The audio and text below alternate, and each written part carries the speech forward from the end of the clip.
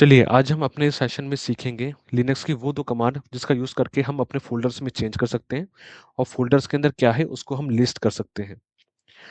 हम पहले स्टार्ट करते हैं एलएस कमांड से जो हमें हेल्प करती है देखने में कि हमारे फ़ोल्डर्स के अंदर क्या है। एलएस कमांड जो है हमारी वो स्टैंड करती है लिस्ट डायरेक्टरी कंटेंट। अगर मैं किसी भी डायरेक्टरी के अंदर से एलएस को मैं प्रेस करता हूँ, मेरे ये उस डायरेक्टरी के अंदर क्या कंटेंट है वो मेरे को ये लिस्ट करके देती है। अभी मैं देख सकता हूँ कि हमारे पास कुछ फ़ोल्डर्स हैं, कुछ फाइल्स हैं, ये उसको लिस्ट कर रही है। और कई बार हमारी जो रियल सर्वर होगा, उसके अंदर आपके हिडन फ़ोल्डर्स भी होते हैं, .env फाइल, .ssh फाइल। जो जो हिडन फ़ोल्डर्स होते हैं, आप उसको कैसे लिस्ट कर सकते हैं, उसके लिए कमांड होती है ls-a। जब आप इसको प्रेस करेंगे, तो देख सकते हैं कि यहाँ पे कुछ हिडन फ़ोल्डर्स थे, जो कि ls कमांड नहीं दिखा रही थी, बट अब ls-a उनको भी एज़ अ आउटपुट दिखा रही है। आप उनको देख सकते हैं। आपको हिडन फाइल्स एंड फ़ोल्डर्स देखने हैं, तो आप ls-a कमांड का यूज़ कर सकते हैं। और जो हमारा डॉट है, ये दिखा रहा है कि हमारी करंट डायरेक्टरी और ये हमारी प्रीवियस डायरेक्टरी को डिनोट करता है। ये हम देखेंगे जब हम cd कमांड के बारे में मैं भी आपको बताऊँगा। और अगर आपको लॉन्ग लिस्टिंग देखनी है, आपको एक्स्ट्रा डिटेल्स देखनी है इन फाइल्स एंड फ़ोल्डर्स के बारे में कि कब क्रिएट हुए हैं, इसमें परमिशंस क्या है, इसका ग्रुप क्या है, ओनर कौन है इसका और क्या डेट थी लास्ट मॉडिफ़िकेशन, तो आप यूज़ कर सकते हैं कमांड ls-l का। ये स्टैंड करती है लॉन्ग लिस्टिंग। जब भी आप ls-l करते हैं, तो ये आपको एक फाइल्स की सारी डिटेल्स दिखाती है। जो आप यहाँ पे देख रहे हैं, जो फर्स्ट लेटर है, ये एक्चुअली दिखा रहा है कि टाइप ऑफ फाइल क्या है। जो एल दिखा रहा है, ये मीन्स ये एक लिंक है। जो भी फाइल है, ये एक लिंक है। और जो डी दिखा रहा है, ये एक डायरेक्टरी को डिनोट करता है। और जो नॉर्मल हाइफ आप देख रहे हैं कि एक डैश का यूज़ किया जा रहा है, तो ये एक्चुअली एक नॉर्मल फाइल है, जो कि डायरेक्टरी नहीं, नॉर्मल फाइल है, जो हमारे यहाँ पे txt फाइल है। और जो भी ये अब डी देख रहे हैं पहला लेटर, ये सारी डायरेक्टरीज़ को डिनोट कर रहा है डी। एंड देन परमिशन क्या है इस फाइल के ऊपर, कितने लिंक्स हैं and who is the owner of this file, इस फाइल का ओनर कौन है। एंड देन ग्रुप क्या है इस फाइल का, कौन से ग्रुप में है ये फाइल।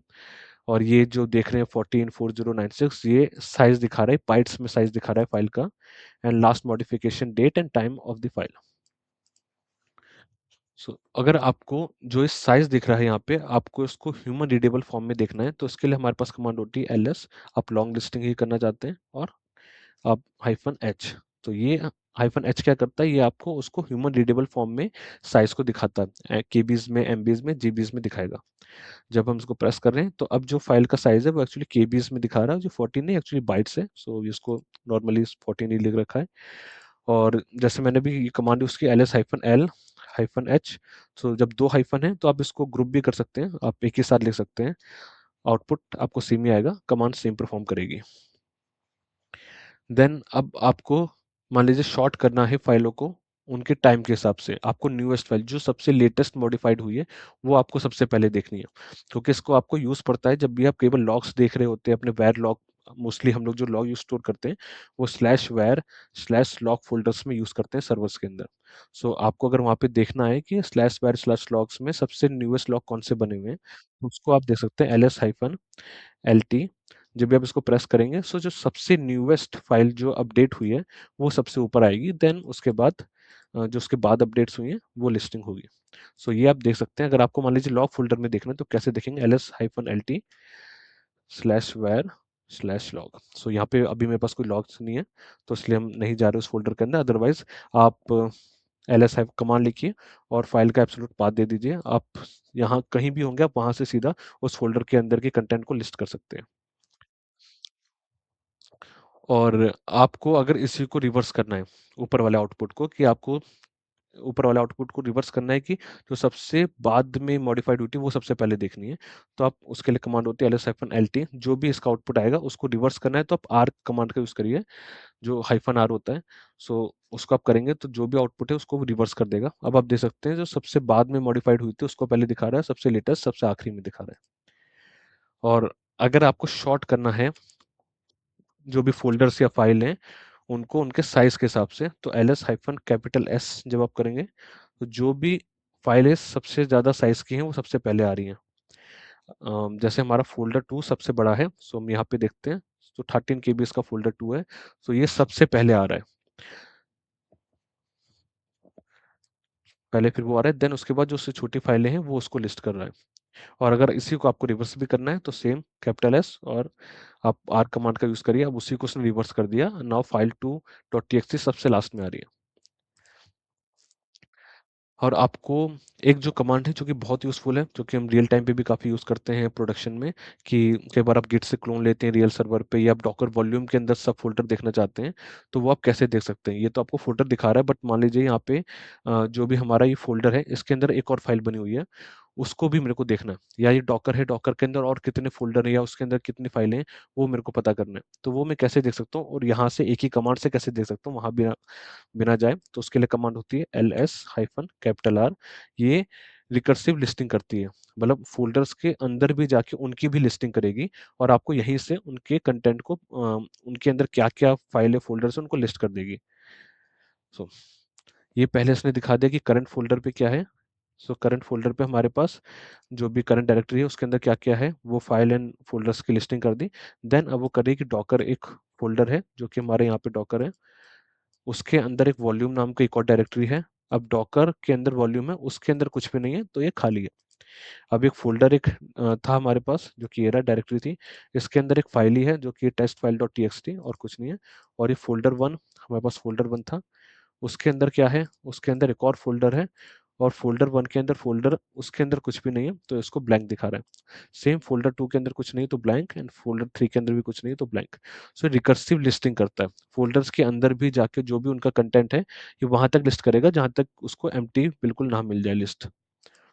सो ये काफ़ी यूज़फुल होती है जब रियल सिनेरियोज़ में सर्वर्स के अंदर, या गिट आपने क्लोन किया है, या डॉकर वॉल्यूम में आपको पता करना है, देखना है कि अंदर कौन-कौन से फाइलें स्टोर है, और रिकर्सिव आपको बार-बार नहीं जाना है किसी फ़ोल्डर के अंदर एक-एक करके, आप एक ही कमांड को एक जगह टाइप करके आप सारे उनके रिकर्सिव सब फ़ोल्डर्स देख सकते हैं और रिकर्सिव लिस्टिंग कर सकते हैं। और एक इंटरव्यू क्वेश्चन है जो मोस्टली एलएस कमांड को रिलेटेड पूछा जाता है कि अ, अगर मैं एलएस कमांड अभी टाइप कर रहा हूँ तो यहाँ मेरे को ये फ़ोल्डर्स भी दिखा रहा है, फाइल्स भी दिखा रहा है। बट मेरे को एलएस कमांड ऐसे टाइप करनी है कि मेरे को सिर्फ़ फ़ोल्डर्स का ही आउटपुट दे, ये मेरे को फाइलें ना दिखाए। सो उसके लिए हमारे पास जो कमांड होती है ls-d star and then slash. जब भी मैं इसे एंटर करता हूँ तो ये क्या करता है, ये सिर्फ़ मेरे को फ़ोल्डर्स दिखा रहा है, और एक्चुअली कर क्या रहा है, मैं आपको एलएस जो कमांड है वो कह रहा है कि लिस्ट फाइल्स और directories, and then hyphen D जो बोल रहा है वो कह रहा है कि do not go inside the directory, क्योंकि बाय डिफॉल्ट एलएस कमांड क्या करती है, वो डायरेक्टरीज का नेम ना दिखा के उसके अंदर जो कंटेंट है, जो भी फाइलें लिस्टिंग है उनको देता है। बट ये बोल रहा है कि उन फाइलों के अंदर ना जाके आप मेरे को दो स्टार हाइफन। स्टार मतलब जो भी कैसे भी स्टार्ट हो रहा हो, नेम किसी भी नेम से स्टार्ट हो रहा हो, बट जो एंड हो रहा हो वो स्लैश से हो रहा हो। एंड जो भी है लिनक्स के अंदर, वो जो भी फाइलें या डायरेक्टरीज होती हैं वो एंड होती हैं स्लैश से। तो ये बोल रहा है कि सारी वो फाइलें फ़ोल्डर दो, उनका नेम कुछ भी हो, अगर वो कोई भी फ़ोल्डर कोई भी चीज़ स्लैश से एंड हो रही है, जो कि डायरेक्टरीज ही एंड होती है स्लैश से, तो उनको एज़ आउटपुट दे दो। जब मैं इसको एंटर करता हूँ, सो मेरे को ये आउटपुट देता है सारे फ़ोल्डर्स का। उसमें फ़ाइल को इस बार कंसीडर नहीं कर रहा है। सो ये एक इम्पॉर्टेंट कमांड है, इसको आप यूज़ कर सकते हैं, और ये एक ls-r एक काफ़ी इम्पॉर्टेंट कमांड है, इसको आप यूज़ करते रहेंगे। और इंटरव्यू में ये मोस्टली पूछा भी जाता है आप लोगों से। सो इसको याद रखना, और इसको आप कैसे यूज़ करते हैं, यूज़ केसेस भी मैंने आपको बता दिया है। सो अब हम चलते हैं सीडी कमांड में, कि चेंज आपने लिनक्स के अंदर आपको अगर डायरेक्टरीज चेंज करनी है तो वो आप कैसे कर सकते हैं। सो अभी मैं पीडब्ल्यू जो कमांड है वो एक्चुअली कमांड यूज़ होती है, वो हमारी प्रिंट करती है वर्किंग डायरेक्टरी को, जो भी करंट वर्किंग डायरेक्टरी है उसको प्रिंट करती है। इसके लिए मैंने एक वीडियो पहले से बना के डाली हुई है चैनल पे, आप उसको रिफ़र कर सकते हैं। सो अभी जो मेरी करंट वर्किंग डायरेक्टरी है वो है /home/shivam। सो अभी अगर मेरे को सीडी करके मेरे को एक फाइल पीछे आना है फ़ोल्डर, और मुझे होम पे जाना है, तो मैं क्या करूँगा, सीडी डॉट डॉट और एंटर। डॉट डॉट क्या करता है, वो एक्चुअली मेरे को एक पाथ पीछे ले आता है। अब मैं यहाँ से पीडब्ल्यूडी करता हूँ तो मैं /होम के अंदर हूँ। अब यही अगर मेरे को एक फ़ोल्डर आगे जाना है, सो अभी यहाँ पे कौन से फ़ोल्डर हैं पहले उसको लिस्ट करते हैं। सो सिर्फ़ शिवम है, और मेरे को शिवम के अंदर जाना है, तो cd/शिवम मैं एंटर करूँगा, मैं शिवम के अंदर आ गया और मैं एलएस करता हूँ। तो अब मैं शिवम के अंदर हूँ, और यहाँ पे शिवम के अंदर जो भी फ़ोल्डर हैं वो रखे हैं। और हमने देखा था कि फ़ोल्डर के अंदर एक फ़ोल्डर 1 के अंदर एक और फ़ोल्डर था जो कि फ़ोल्डर नेम से था। इसको देख लेते हैं फिर से ls-r। सो यहाँ पे फ़ोल्डर 1 है, उसके अंदर एक और फ़ोल्डर था फ़ोल्डर। अब मुझे इसके अंदर जाना है, इस वाले फ़ोल्डर के अंदर। तो वो मैं कैसे जा सकता हूँ यहाँ से? मैं एलएस करूँगा। अब मेरे को फ़ोल्डर 1 के अंदर जाना है, फ़ोल्डर 1 देन स्लैश फ़ोल्डर। तो अब मैं जो हूँ, अगर मैं अपनी प्रिंट वर्किंग डायरेक्टरी करता हूँ, प्रेज़ेंट वर्किंग डायरेक्टरी को प्रिंट करता हूँ, तो अभी जो या एलएस एक्चुअली क्या होता है, उसके अंदर के कंटेंट को आपको शो कर देगा, आपको वहाँ पहुँचाएगा नहीं। हमने सीडी नहीं किया, ये हम सीडी करते हैं। CD folder folder 1 slash folder. So अभी मैं यहाँ से पीडब्ल्यूडी करता हूँ, तो मेरी जो करंट वर्किंग डायरेक्टरी है, अब मैं आ गया, मैं सीधा शिवम से आ गया फ़ोल्डर 1 के अंदर, देन उसके अंदर फ़ोल्डर पे। सो आप सीडी का यूज़ करके मल्टीपल फ़ोल्डर के अंदर भी जा सकते हैं, मल्टीपल फ़ोल्डर के पीछे भी आ सकते हैं। अब मैं यहाँ से 2 फ़ोल्डर, अगर आपको मान लीजिए पीछे जाना है, 2 डायरेक्टरीज़ आपको पीछे जाना है, तो आप double CD dot dot slash dot dot जब आप करेंगे, तो अब 2 डायरेक्टरी पीछे आ गए। फिर से पीडब्ल्यूडी करते हैं, अब मैं आ गया slash Shivam slash home slash Shivam के अंदर। सेम यहाँ से फिर से फ़ोल्डर करते हैं। सो अभी जो मेरी वर्किंग डायरेक्टरी हो गई, अब मैं वापस से आ गया slash home slash Shivam slash folder 1 slash folder के अंदर। सो अब सीडी का इतना ही यूज़ होता है कि आप मल्टीपल डायरेक्टरीज़, आप आगे जा सकते हैं, पीछे आ सकते हैं, अपनी डायरेक्टरीज़ को कैसे चेंज कर सकते हैं। सो सीडी में इतना ही था। सो आज हमने देखा कि एलएस कमांड का यूज़ करके आप मल्टीपल फाइल्स को किस तरीके से लिस्ट कर सकते हैं, किस ऑर्डर्स में लिस्ट कर सकते हैं, रिकर्सिवली कैसे लिस्ट कर सकते हैं, एंड आपको डायरेक्टरीज लिनक्स के अंदर अगर चेंज करनी है तो वो आप कैसे कर सकते हैं। Thank you.